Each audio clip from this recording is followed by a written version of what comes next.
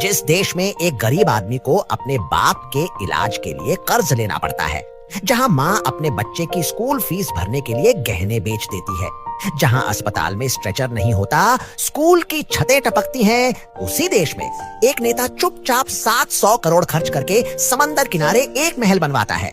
ऋषिकोंदा महल, VIP पर्दे, Italian marble, लाखों के झूमर, करोड़ों के बाथटब, और ये सब कुछ बना कैसे? पूरा पहाड़ काट दिया गया।